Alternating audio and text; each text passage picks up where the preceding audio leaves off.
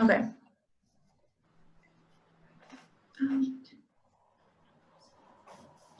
Okay. Can you guys see my screen? Yes. Yes. Very interactive. We have people we have today. That's one of the problems of Zoom, I guess. But okay, so we're gonna get started. So my name is Julie Houtman. I'm the president. If you ever see me in person, we'll go over everybody's names. But I think right now in Zoom, since I have a lot of people muted, it'd be best to not do that. But at a later time, we will. Okay, so I'm sure everybody saw the new Michael Crow email where he was talking about the new rules. One of the things that CRU personally didn't like was basically wear the mask or else.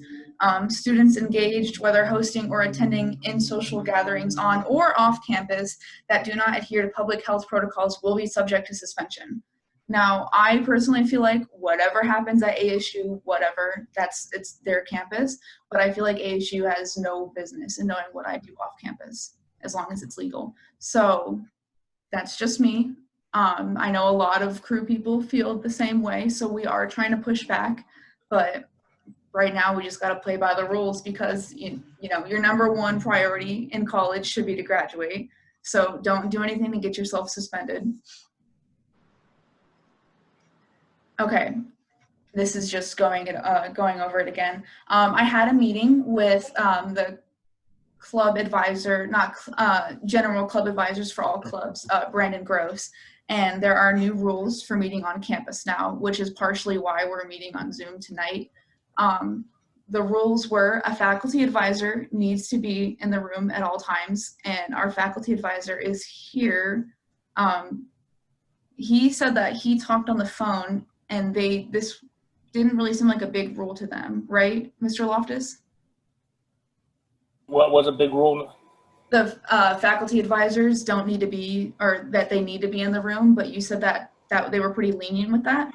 In the past, they had been, and matter of fact, they have us take a training, and one of the questions was, and I just retook the training, was do the faculty members have to be with attend all meetings? And the answer is no, according to their training, if the faculty members and the executive team agree upon when they're going to be there. And in the past, what we've agreed upon is just basically when we have guests. I tried to be there. So according to Brandon Gross, that is out the window, and the new rule is you have to be at all meetings. Okay. And well, then have to be at all meetings. Yeah. And then another rule was obviously the social distancing. You know, every other chair needs to be empty. Everybody needs to wear a mask in the room. But then the last rule that really kind of gave me, I don't know, it made me feel like maybe we shouldn't be doing on-campus meetings was there was an ASU app that they had designed so that way you as a student could check into an event, and they are making it mandatory for you to check into that event for contact tracing. And I know a lot of people don't like contact tracing, number one. And number two, some people don't want ASU knowing that they're going to Republican meetings because they're afraid of, you know, what professors or their friends will think. So that's another thing that we're fighting about because I do feel like your guys' privacy is important. But as of right now, nothing is being changed. And you actually have to sign in with your ASU Right ID. Yeah. For that, to attend that meeting. We can manually enter names at the classroom or at the point of the location of the meeting, but the ASU affiliated attendees have to log in through the portal that they've created. Okay, and then another thing, we are trying to challenge this. We have reached out to Michelle Malkin, and then she reached out to the Foundation for Individual Rights and Education. They're working with me. I gave them everything that I had, so they're looking into it. The AZ Attorney General is also being contacted, and we are in communication with Republicans for National Renewal and Representative Paul Kosk. Okay. Okay, now our speaker of the night. Mr. Sheridan. Hello, everyone.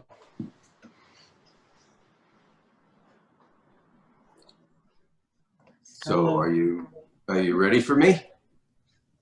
Yes. Yeah, Yes. we can hear you. Okay. All Sorry, right. it's not going to be as interactive in person. Well, welcome everyone. I think I'm happy I'm here tonight. I don't know. There's been a little controversy surrounding my attendance to your meeting, but as a man of my word, I agreed a few weeks ago to attend your meeting. And as you know, this isn't the first time that I've been here. I think it was back in June of last year of 2019, sometime around then. You invited me and the other Republican candidates for sheriff to come speak. And that's when I was first introduced to your group.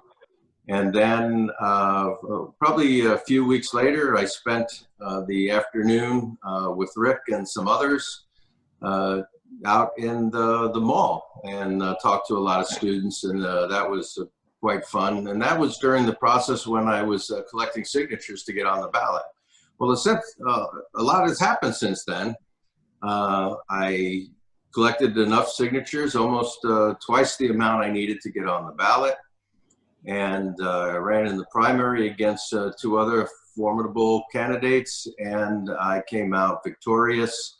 And a matter of fact, on Friday, I actually got the certificate from the clerk of the Board of Supervisors that said that I was now the candidate for Republican Sheriff Maricopa County. So I'm here addressing the group today to tell you that thank you to all my supporters and the people that voted and supported me throughout the campaign. It was a very difficult process to run in the primary, and as you can see with some of the controversy that's come out, even just me attending this meeting today, it's not easy to run for office. So let me tell you a little bit about myself for some of the students that may not know, some of the members that may not know about me. I'm a 38-year employee of the Maricopa County Sheriff's Office. I spent 2 years prior to that as a reserve deputy sheriff. So I spent a total of 40 years since the age of 18 with the sheriff's office. My entire adult life, except for the last 3.5 years, which I've been retired. It was a great experience, a great life. I was very proud of my career. The 2 years as a volunteer, and then I spent a short time as a detention officer working in the jails, dealing with inmates. And then I became a deputy sheriff and graduated the Phoenix Police Academy and spent the next 38 years of my life devoted to the sheriff's office and the citizens of Maricopa County and what we do. I'm going to cut this part short because I can't go over the 38 years. It takes a long time. But I worked my way through the ranks. And what that means is I held every position in the sheriff's office except that of the sheriff. And that's the role that I'm seeking now. I ran the jail system for 12 years. 75% of the sheriff's office is the jail system. It's a mandated function. And if you are from other states, the role of the sheriff in Arizona is a constitutional role. It's an elected position, and it's a constitutional position. And so that's what leads me into maybe some of the discussions I'm gonna bring up. What other role other than keeping the jail, keeping the peace is important to the sheriff? Well, one of the roles is something that is very applicable to what's going on across the country and in Maricopa County. And if you think these things are going to be over, and I'm talking about the protests and the civil unrest across the nation. As a constitutional conservative Republican, I believe that every person in this nation has a right to peaceably assemble. and to protest and to air their grievances. It's a First Amendment right. And I will make sure that people, even if I don't agree with their position, have that right to peaceably assemble and have their opinions voiced. But the second someone throws a rock or a bottle, harms someone, breaks a glass window, that constitutional right is no longer valid, because that is no longer a peaceable assembly. It becomes a criminal act. And therefore, the sheriff has the legal obligation to call that an unlawful assembly. I'm not afraid to do so, just like I'm not afraid to appear before you today. And so in doing that, I will declare the assembly unlawful and disperse the crowd immediately. That's what is lacking across the country today, is law enforcement leaders, either because their hands are tied, because they work for a municipality that is run by people that don't respect the First Amendment and don't respect the rule of law. They go in concert together. So once the gathering is declared an unlawful assembly, people will have an opportunity to disperse. If they don't disperse, I will take the measures necessary to disperse the crowd. And the measure that I have is something that's very simple. It's used around the world. It has been used a few times here in the United States, and it's called skunk water. Skunk water is an agent that will be very effective. It's much more effective than tear gas and pepper spray. As you've probably seen in video footage from across the nation, pepper spray and tear gas gets dispersed very quickly with the wind. And a lot of times the tear gas canisters get thrown back at law enforcement. It's not effective.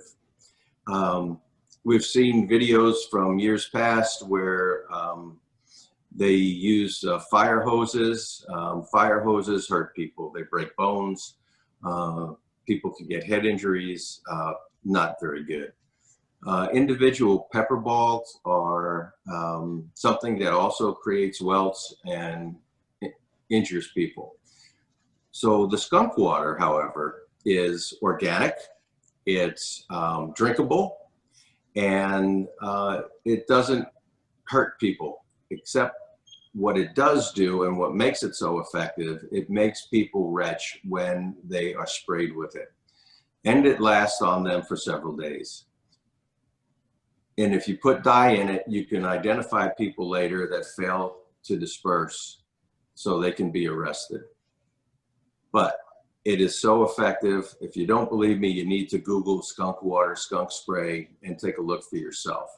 That's how I plan on dealing with the civil unrest, because the sheriff, one of the mandated functions for the sheriff in Arizona is to prevent, that's a key word, prevent and suppress affrays and riots. And once a lawful assembly is declared unlawful, it becomes an affray or riot. And we want to avoid that at all costs.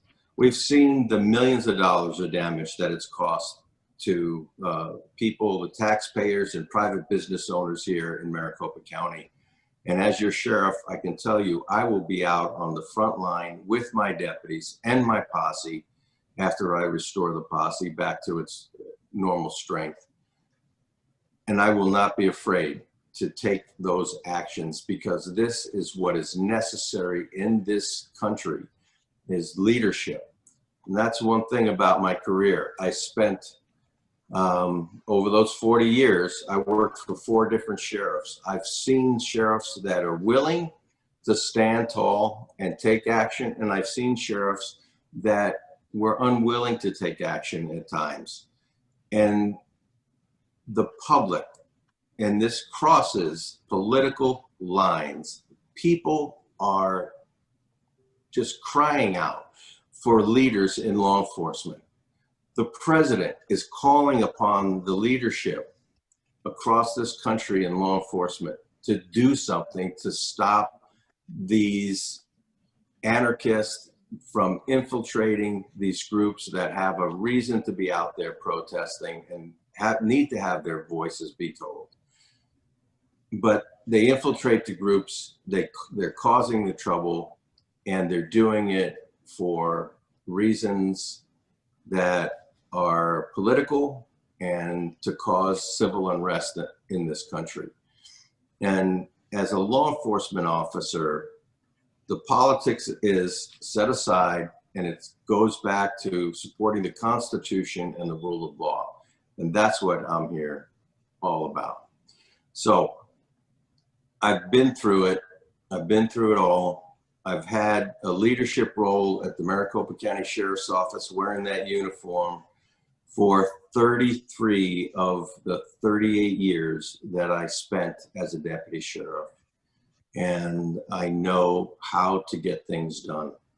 The sheriff's office is in a state of turmoil now because we have a Democrat sheriff that has almost no leadership skills because he came from a position of little to no leadership in his former career as a sergeant with the Phoenix Police Department. The Maricopa County Sheriff's Office is the 4th largest in the nation. Maricopa County is growing so quickly. It's the 4th largest county in the nation right now and quickly will become the 3rd. It's the fastest growing, and it's just a matter of maybe 6 months to a year before it'll be the 3rd largest.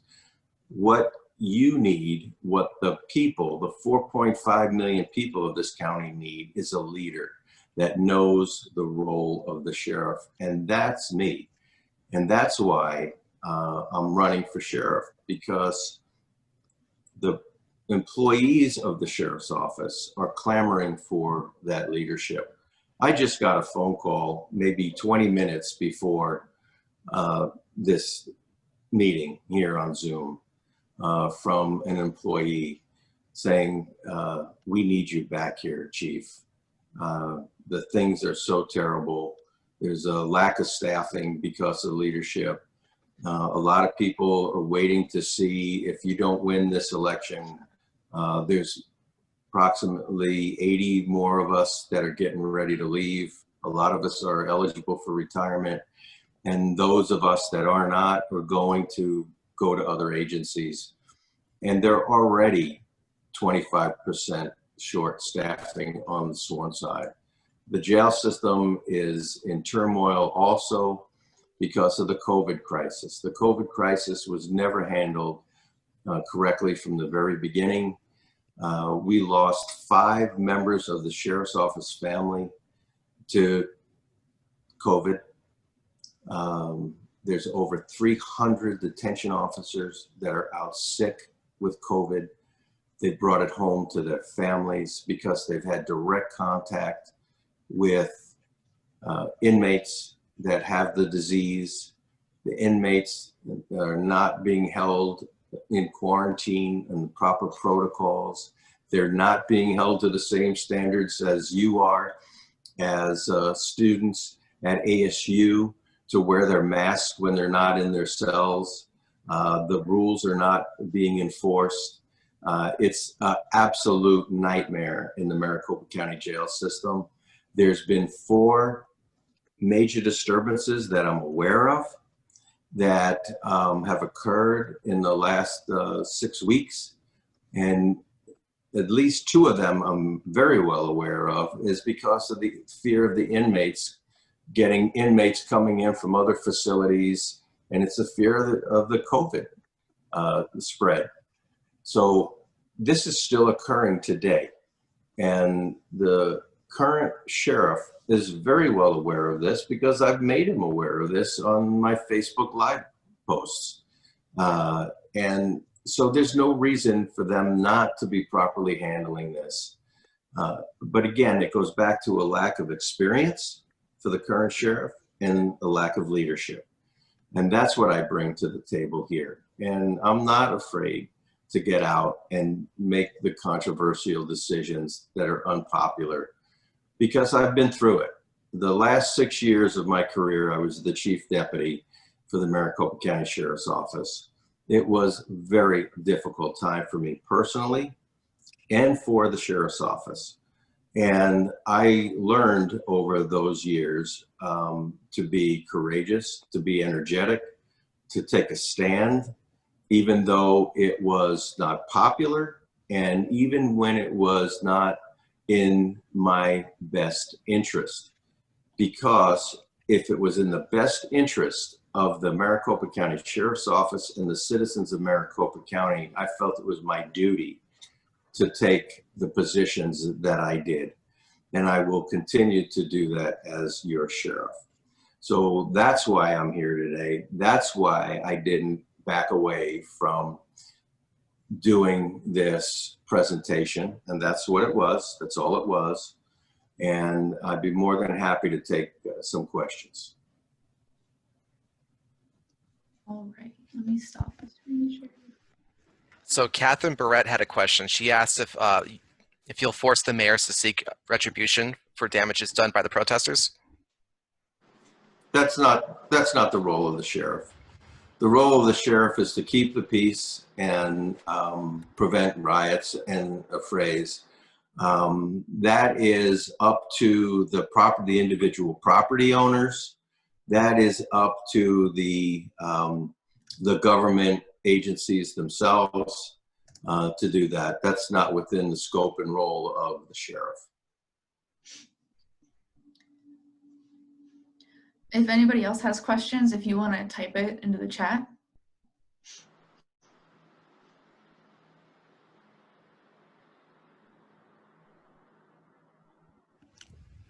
Or blur it out, whatever. Yeah, well, the problem is most people are muted.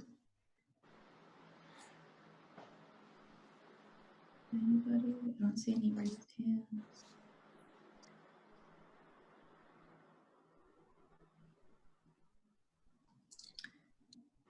Okay, if somebody can read that for me because I can't. Mr. Loftus said, how can ASU crew members help you if they want to? Like, how can we volunteer for you? Well, you know, I have yard signs that need to be distributed. I have palm cards that if you wanted to walk neighborhoods, I know it's a little warm out right now to do that, but I have people all across the county to knock on doors. We could do that. On November 3rd at polling locations I think they call it electioneering. I'm not a politician, so this is new to me. I've never run for office before. I've been a career law enforcement officer, but that's another way. I am going to organize a group of people to stand at the polling locations and hand out my card and maybe answer some questions about who I am and what I believe in. I know it's a little late. Most people are going to vote with the early ballot, and that's coming out pretty soon. You know, and October 7th will be here before we know it. So that's ways you can help. You can go to my website, and that is www.sheridan4sheriff.com, and there's a way to volunteer on there. There's a link on there where you can actually sign up and say what you'd like to do to help the campaign. Awesome. Anybody? Okay, another one. What's your plan to address sex trafficking? Well, when I was the chief deputy, we had a very active team of detectives that dealt with sex trafficking. We did some major operations with the special investigations detectives. Currently, there's nothing going on in that endeavor with the Maricopa County Sheriff's Office under the current sheriff. And for the life of me, I don't know why, because it's such a major issue, especially with the child sex trafficking issues. And the problems that we have here in Maricopa County are pretty great. So I will reestablish the sex trafficking endeavors that we did, and were very successful. I went out on several of the operations myself, and it is an issue that is one of my major priorities, to reestablish what we did and to work those cases. I mean, they're very difficult cases to work. They're complicated. And if people want to know more about how this happens, there's a great series on Netflix, Stace, on Netflix about Jeffrey Epstein. It really shows how manipulative these people are, especially with the younger women, and get them into their fold. There's another aspect of that where the people that we would call pimps would get these girls, these runaways, and get them out there to start working for them. There's another incident where we have a young girl over in Glendale that's been missing for a year. I've been looking into that. It's a very sad situation, and law enforcement needs to take a bigger role in it, especially the Maricopa County Sheriff's Office, because right now they're taking no role in it. And I'm sure now that after I said that, and the current sheriff sees what I'm talking about, within the next week or two, he'll come out with what they're doing with to deal with the sex trafficking. Because every time I bring something up that they're not doing, he comes out a week later and announces this new program and to make a big splash, and it never comes to fruition.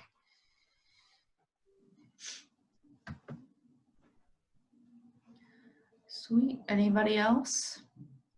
I have one. Can you hear me? Yep. Okay. Yes. So I like your ideas with the jails and prisons.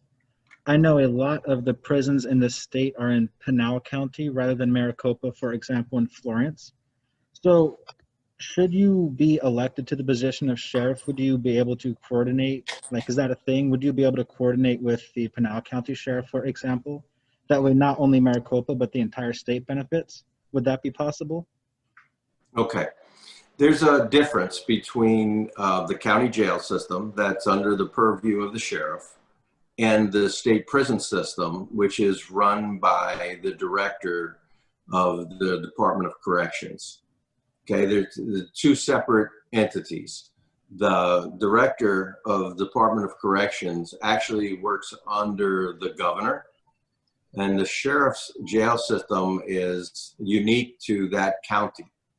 While sheriffs tend to work together, for example, when I was the chief deputy and the chief of custody when I ran the jail system, oftentimes because we were the biggest jail system in the state, the fourth largest in the county jail system in the country, we had resources that the smaller counties did not.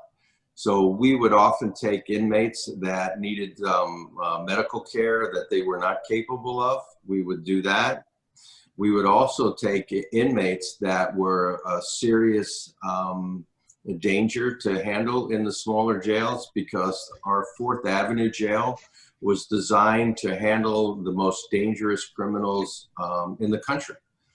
And we even helped the U.S. Marshal with some of the MS-13 gang members. They had about 8 gang members that some of their prison system couldn't hold. And they brought them down, and we had them in our custody for almost a year with no incidents. So that's how we're able to help other county jails and even the federal marshals at one time with our jail system. And I will continue to work together with my fellow sheriffs. But the state prison system is a complete and separate entity from the county jail system. And the state prison system, here's another little note that a lot of people don't realize. When you get sentenced to the state prison system, you've been convicted of a crime. 80%, or at least it was when I was there, I don't know what the numbers are now, but 80% of the inmate population in the county jail system hasn't been convicted of a crime. We call them unsentenced inmates. So they have certain constitutional rights, and the sheriff has certain responsibilities to house them differently than if they were convicted. 20% of the inmates that we had were convicted of minor crimes, less than a year in jail. So that's the distinction between the state prison system and a county jail system. And I'll give you another little tidbit. The average length of stay when I was the chief of custody for a county jail inmate was less than 30 days, where the average length of stay for a state prison inmate was about 4.5 years. Awesome. That's great to know. I appreciate it. Okay, our next question's from Misha, and his microphone's on, so he should be able to ask it. Yeah, so I kind of have a two-part question. My first question for you, Jerry, is what is one of the biggest flaws coming from Penzone's current term? Like, what's one of the biggest things you're going to have to change once you get into office? And then my second question would be, have you had very good help from the AZ GOP so far? I know with some of the campaigns that have run previously didn't have as much support coming from the state. So I was just wondering what your experience has been so far with them. Okay. The number one issue that I have with taking office is the morale. The morale of the sheriff's office is at an all-time low. This is the reason I'm running for sheriff. When my boss, Joe Arpaio, lost the election to Paul Penzone in 2016, I went to Arpaio and I told him, look, Sheriff, I said, I want to help Paul Penzone in the transition. And Arpaio wasn't very excited about that. He just lost an election after 24 years. But I told him, look, Sheriff, I spent 40 years of my life here. I want Paul Penzone to succeed. I had no thoughts of running for sheriff. So I helped them as much as I could make that transition by meeting with the person, Ben Henry, the chief deputy that Paul was going to bring on board, as much as I could, and tell them what the major issues were, the pitfalls, tell them about some of the people that were working there that we had in key roles and that kind of thing. I wanted them to succeed. And quickly after I left office, which was one of the saddest days of my life, December 31st, 2016, within 6 weeks or so, I started to get phone calls from people. Chief, you need to think about running for sheriff. And I thought to myself, I've just worked here for 38 years. I've got a great retirement. I've got a cabin up north. My wife's my best friend. I have horses.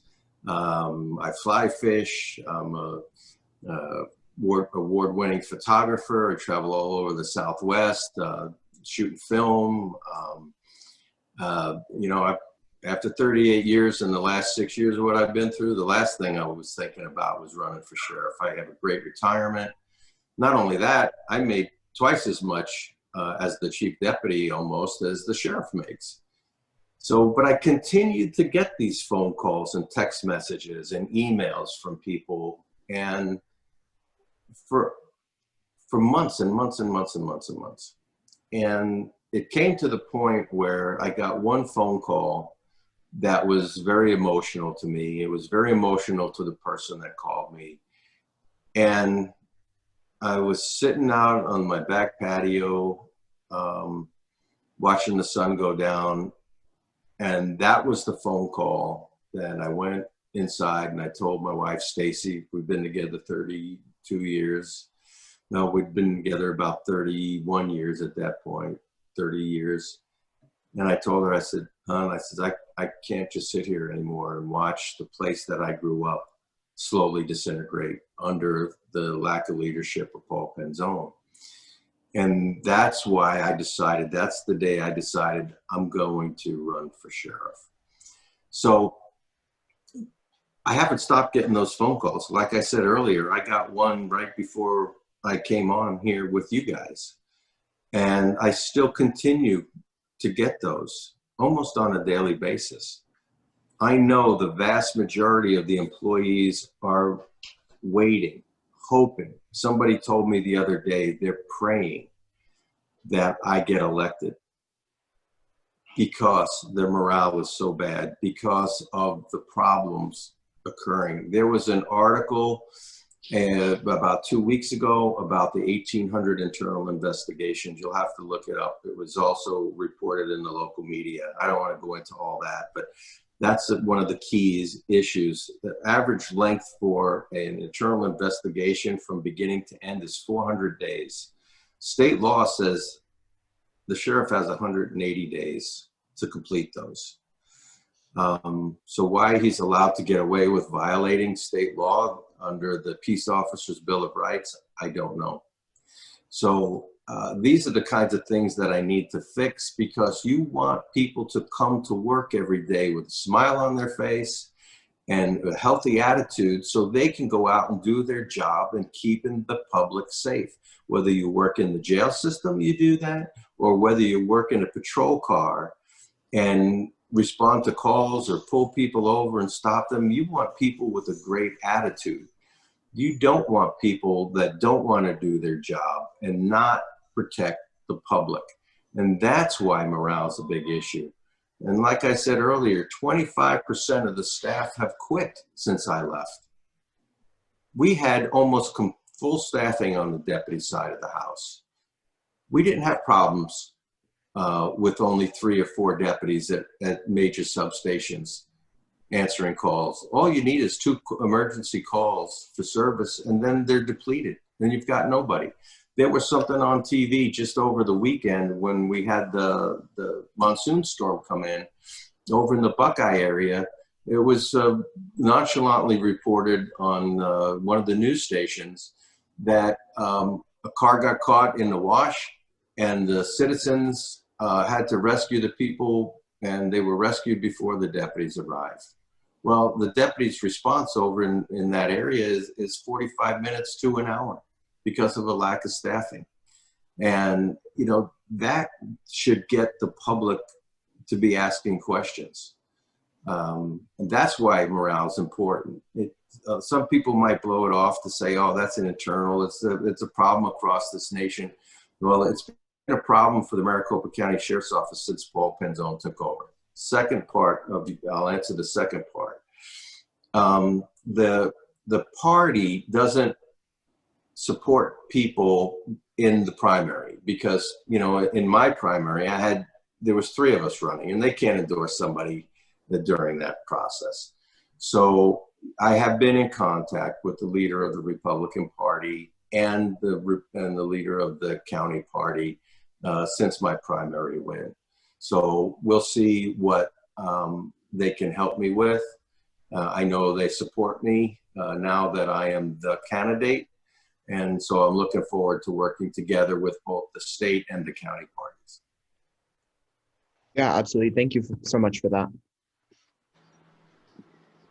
Catherine asks, what are your thoughts about law enforcement being removed from high school campuses by governing board members? That's a great question. That's one of the things that I've been making as one of the platforms that I want to do is establish a foundation where people contribute money to hire off-duty law enforcement officers to work in all the high schools in Maricopa County, whether they're in the county area or not, to provide law enforcement.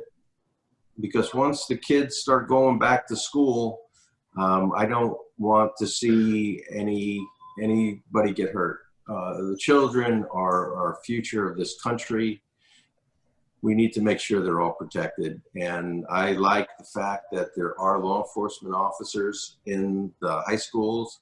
I'd even like to see them in the junior high schools. It's a great idea. I know some municipalities can't afford to have and pay for, it's not municipalities, some school districts can't afford to pay for law enforcement officers in the schools. So that's why I'm looking at an alternative to maybe a foundation, because I think in general, people will contribute money to a foundation knowing it's going to help keep the kids safe. Awesome. How about one more question and then I've got to get rolling. Okay, yeah. Anybody else want to ask a question? If not, I have another one. No? Okay. Well, this was from Ren Ramsey. He wants to know, how will you restore the Wait, Joseph Murray had his hand up before. Oh, you did? I'm sorry, I didn't notice. I did the clapping emoji because I really liked his idea. I wasn't raising my hand. Oh, I'm sorry, my bad. guys. No, you're My good. apologies. You're No, good. no worries. But yeah, Ren Ramsey wanted to know, how will you restore the posse? I feel bad. Well, the posse is an integral part of the sheriff's office. And this, again, this is another symptom of having a sheriff that comes from a municipal police department, doesn't understand the culture difference between a sheriff's office and a municipal police department. You know, Paul was a Phoenix police officer for 22 years. And then he found himself as the sheriff of Maricopa County. And one of the things that he did was disbanded the posse. And he used some, what I would consider lame excuse to disband the entire posse program because maybe some records weren't kept the way they should have been and all that. Some backgrounds weren't completed. From what I understood, it was a lack of proper paperwork that was done on some posse members that had been in the posse for some over 30, 40 years. And so some of their paperwork wasn't in the files. And so he used that as an excuse to disband the posse. But I think it was just a Democrat not understanding the issue, getting pressure from the ACLU. And I know that because they pressured me as the chief deputy. When I dealt with the ACLU, they could never understand the posse concept. They were lawyers from back east, lawyers from the West Coast that don't know the culture of the sheriff's office in Arizona.